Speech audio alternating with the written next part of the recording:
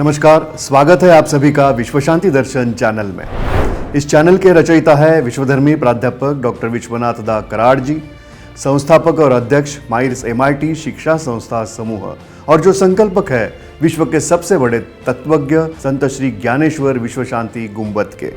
तो आइए शुरुआत करते हैं उस कार्यक्रम की जो युवा जगत की खबर रखता है, युवा कट्टा।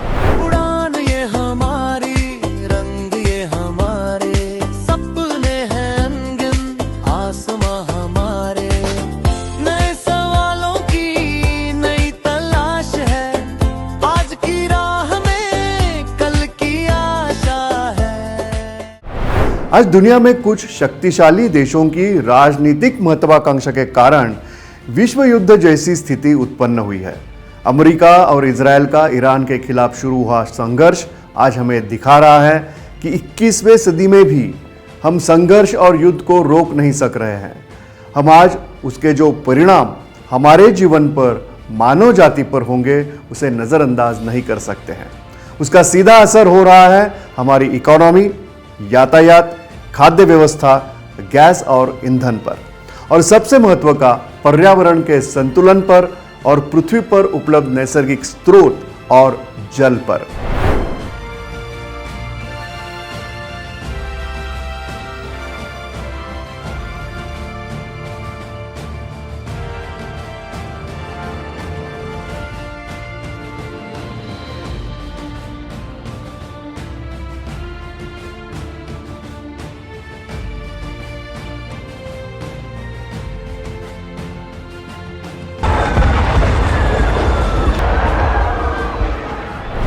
आज युवा कट्टा में एक युवा प्रतिनिधि के रूप में हमसे बात कर रहा है आदर्श देशमुख, जिसने सिविल इंजीनियरिंग में बीटेक किया है और बाद में एमटेक किया सिविल एनवायरनमेंट स्पेशलाइजेशन के साथ, और अब वह उसी विषय में PhD का स्नातक है MIT art design and technology university में। कहते हैं कि हमें यानी मनुष्य को यह पृथ्वी विरासत में नहीं मिली है, बल्कि अपने अगली पीढ़ी से हमने वह कर्ज में ली है। यानी कि पृथ्वी पर जो रिसोर्सेस है वह हम ठीक तरह से होशियारी से इस्तेमाल करें, यह बात तो महत्व की है ही, मगर उससे ज़्यादा यह ख्याल रहे कि अगली जनरेशन के लिए हमें यह दुनिया महफूज छोड़नी है, क्योंकि हमने वह उनसे बोरो की है, और यही सोच आज होनी चाहिए। तो सुनते हैं आदर्श देशमुख को। So war is not just a human tragedy. Okay, so basically environmental conditions also worsen when any war happens. इतने बम जब आप किसी भी देश में किसी भी जगह पे मारते हो तो it releases immense toxic gases, carbon dioxide, ये सारी चीज़ों की वजह से पूरा एयर कंटेमिनेट हो जाता है। वहाँ का AQI बहुत ज़्यादा बढ़ जाता है और उसकी वजह से वहाँ के जो लोग रहने वाले हैं उनको बहुत ही ज़्यादा तकलीफ़ होती है, क्योंकि उनको पहले ही ये वॉर सिचुएशन में they are going through so much, and उसके बाद एयर पोल्यूशन का सामना करना पड़ता है।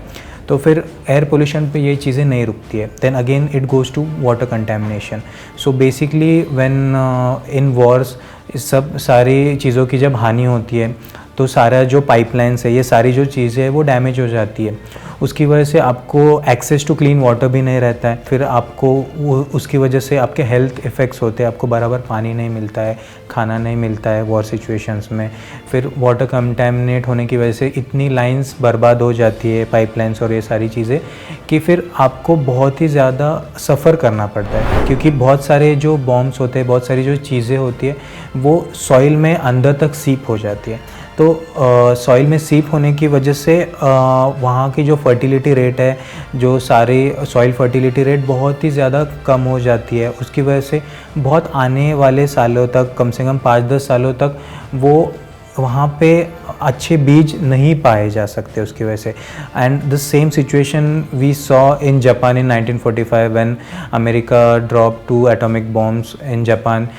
वहाँ की जो फील्ड्स थे, वहाँ के जो सारी जगह थे, वो बहुत ही इनफर्टाइल थे बहुत सारे आने के 30-40 साल तक। अगेन आप न्यूक्लियर डिज़ास्टर देख सकते हो जो सोवियत एरा में हुआ, चेरनोबिल डिज़ास्टर जो बोलते हैं, वहाँ पे भी अभी भी 2 सिटीज़ आर अबैंडन्ड, क्योंकि वहाँ के जो वहाँ अभी भी बहुत सारी जगहों पे रेडियो एक्टिव एनर्जीज़ और ये सारी होती है। सो ये वॉर की वजह से भी होती है, एंड मोस्टली ह्यूमन एरर ही बोला जा सकता है, because the world has given us so many beautiful things and we as humans create all this tragedies, all this wars, and उसकी वजह से मतलब the general population, the civilian population has to suffer. Depend हो करता है कि war कब पहले ख़त्म होगा, उसके बाद में वी कैन थिंक अबाउट कि कब से रेपरेशंस और कब से बिल्डिंग वापस स्टार्ट होगा सारी चीज़ों का। तो वी कैन से कि आफ्टर इफेक्ट्स एटलीस्ट 5 years तक देखेंगे, बिकॉज इतने सारे बिल्डिंग्स चले गए, इतना लॉस ऑफ बायोडाइवर्सिटी, इतना सॉइल डिग्रेडेशन हुआ है। तो ये सारे चीज़ों को अपने को वापस रिबिल्ड करने में पहले तो इकोनॉमी पे बड़ा ये जोर आएगा, उस यहाँ वहाँ के यूथ पे बड़ा लोड आएगा, फिर उसके बाद में वहाँ के गवर्नमेंट अलग अलग चीज़ें करेगी जिस हिसाब से एयर पोल्यूशन कम हो जाए, वापस बिल्डिंग्स हो जाए, फिर वापस ये सारी चीज़ें आने तक मिनिमम 5 साल का तो समय लगेगा। मेन जो कि है कि वेस्ट जनरेशन बहुत ज़्यादा होगा, क्योंकि बिल्डिंग्स गिरेंगी, ये सारा मतलब वेस्ट इसमें ही होगा, ये सारे रबल्स एंड एवरीथिंग, ये सारा और बहुत सारा वेस्ट जनरेशन होगा, क्योंकि अनअटेंडेड वेस्ट मटेरियल्स होंगे, ये सारी चीज़ें होंगे। अभी वॉर सिचुएशंस बहुत जगह पे क्रिएट हुई है। there is this war which is ongoing in Iran, then again उसके बाद में यूक्रेन का war is also taking flames, and the Palestine Israel war is also there। उसकी वजह से इतना ज़्यादा सिचुएशन ड्रोन्स एंड डेब्रिस की वजह से हो रहा है, बिकॉज क्या बोलते हैं कि एक आम सिविलियन को पता नहीं कि उसके ऊपर मतलब बहुत सारे ड्रोन अटैक्स हो रहे हैं, where to feel safe and where to not feel safe. और added the waste thing is also there, human sacrifices are also there, because huge countries वो बोल देते हैं they're gonna have war, and but the कैसे बोलते हैं कि हानि तो सिविलियन पॉपुलेशन को ही होती है। दुनिया में कहीं भी संघर्ष की स्थिति हो तो जैसे कि हमने बात की, असर हम सब पर होने वाला है। हाल में शुरू मध्य पूर्व का संघर्ष यह तो एक शुरुआत है। कहते हैं कि आने वाले कल में पानी के लिए भी युद्ध छेड़े जाएंगे। कल्पना कर सकते हैं कि क्या होगा उस वक्त। बहुत सारे शिप्स स्ट्रेट ऑफ हॉर्मोज में अभी भी वहीं पे रुकी हुई है, तो वो उनका जो ह्यूमन वेस्ट है, सारी चीज़ें वो वहाँ पे ही ये हो रहा है। और वहाँ के ब्लॉकेड की वजह से, या अभी बहुत सारा मतलब स्ट्रेट ऑफ हॉर्मोज के आसपास बहुत बम्बार्डिंग हुई, 1-2 शिप्स पिछले टाइम में वहाँ पे उद्ध्वस्त भी हुए। तो बेसिकली उसकी वजह से it is causing immense damage to the water around it, the strait around it, and again everything is as linked, so loss of biodiversity वहाँ की भी हो रही है, like the aquatic animals are suffering because of that and everything, because the ships which are carrying are mostly LPG and oil, and oil leak होता है, as we have seen in the past decades, because of oil leaks कितने सारे aquatic animals का ये होता है। सो ये geographical conditions में आता है। It has been predicted by 2040 wars are gonna get more and more rough, and it's gonna get played, the war dynamics are gonna get played on only water itself, and water crisis as everyone knows कि अपने यहाँ पे तो पहले से ही चल रहा है। So you can just imagine how is gonna be after 10 to 15 years। We should go mostly to water management systems and rainwater harvesting, because as we live over here in Sahyadris, there मतलब बारिश के season में there is immense rainfall, and how we can harvest that rain and how we can keep that rain up in the situations, in the summer situations and everything। and again because वहाँ पे बहुत सारे war की जगह पे ऐसा मतलब water management systems break down होते हैं because of the bombardments and all the armies and everything. So वहाँ पे तो पहले ही ये होना चाहिए। एंड अगेन लेट्स होप कि there isn't a war on water, because it's right, पानी सबका राइट है, सारे सिविलियंस, सारे लोगों का, everyone has right on water, because वो वाटर मैनेजमेंट सिस्टम्स कर सकते हैं, सारी चीज़ें कर सकते हैं। एनिमल्स, इनको बहुत ज़्यादा हानि होती है क्योंकि उनको नहीं पता, like they can't speak for themselves, like they can't come up to us and say we want water, we need water and everything. We can create water management systems ourselves and everything, because we are an intelligent species, we will do all those things। मतलब कभी अपन इतना नहीं जाने देंगे कि पानी पीने को नहीं है, बट बहुत सारी जगहों पे वो सिचुएशन है। सो we should feel privileged that this situation is not upon us.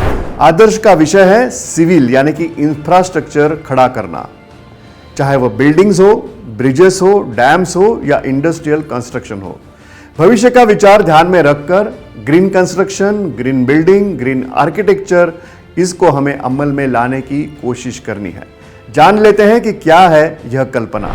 How we can bring green construction, green revolution in the cities as well. Okay, so in the cities, what we are proposing after all this, after all the war happens and everything, that सारी चीज़ें efficiently होनी चाहिए. All the like take it that we are constructing a green building in a war situation. After the war, after the peace happens, we have created a building.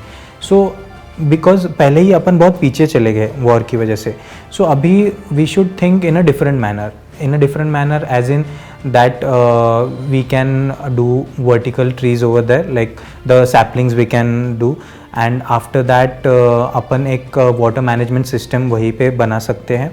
And उसके बाद में after all this things have been done, so we can use the solar energy for our everything, because इसकी वजह से बहुत सारा electricity use का भी ये हुआ है। जैसे कि अभी आपने देखा होगा कि क्यूबा में क्राइसिस चल रहा है बिकॉज वहाँ पे ऑयल नहीं पहुँच जा रहा है and everything, so we can create all these things in a single building itself. Okay, so after the war, after the peace happens, I think everyone should give more thought that how our buildings and how our construction are gonna be more green efficient, and how our मतलब कैसा होता है कि raw material का cost भी बहुत बढ़ गया है, अभी भी आप देख रहे होंगे because straight of Hormuz and everything is block, उसकी वजह से बहुत सारे रॉ मटेरियल्स भी कम आ रहे, सो उसकी वजह से यहाँ भी अपने यहाँ भारत देश में भी बहुत सारे मटेरियल्स के प्राइसेस बढ़ गए। तो in the peace areas after the war they can go for recycled usages of all the materials जो वो वहाँ पे कंस्ट्रक्शन में यूज़ करने वाले। All these areas where the war is happening, it's happening over there since the last 4-5 decades. Okay, so green solutions are something which they can rely on, because if tomorrow, we don't want any war to happen, but just to be prepared, if tomorrow it happens, they should be prepared in all those situations, so they don't have to rely on a basic electricity structure or basic water management system. Like if they conserve all the water, मतलब rain water harvesting भी अगर वो करते हैं, so it is very efficient for them in these situations, right? Because we as engineers, we want that कि life should be easy for everyone. तो आज हम बात कर रहे हैं युद्ध की और हमारे पर्यावरण की भी। क्या हो सकती है हमारी जिम्मेदारी और हमारी तरफ से एक छोटी सी शुरुआत। देखते हैं आदर्श बात, यानी कि आदर्श की बात। सबसे important step which is also followed in many places is we should segregate our waste into dry waste and wet waste. How to minimize the use of water, जो अपन ट्रैश कर रहे हैं, ये चीज़ें बहुत छोटी छोटी हैं। इट्स नॉट लाइक कि आपको इसमें बहुत सारा तकलीफ होने वाला है। जैसे मैंने बोला सेग्रीगेशन एंड एवरीथिंग, एंड आवाज़ उठाना चाहिए, विच इज़ वेरी इंपॉर्टेंट। ठीक है, वाटर कंटेमिनेशन जहाँ पे भी दिख रहा है, वी शुड से कि डोंट कंटेमिनेट दोज, क्योंकि पहले चीज़ें करनी चाहिए। We hope that there is peace everywhere in the world, so everyone lives in peace and harmony, and let's hope there are no more war-like situations in upcoming days, in upcoming years, and we all live in peace and harmony. आशा करते हैं कि आज दुनिया में चल रहा संघर्ष कुछ दिनों में ही खत्म हो जाए, एक शांति का, सुकून का हल निकले। मानव का लक्ष्य राजनीतिक महत्वाकांक्षा, भौगोलिक प्रदेश, नैसर्गिक संसाधन पर कब्जा यह न हो, बल्कि तंत्रज्ञान में प्रगति, उसका मानव के भले के लिए उपयोग, इस ब्रह्मांड के आश्चर्यों का ज्ञान और शांति के वातावरण में एक अच्छी जिंदगी बिताना यह हो। आज यहीं पर रुकते हैं। नमस्कार।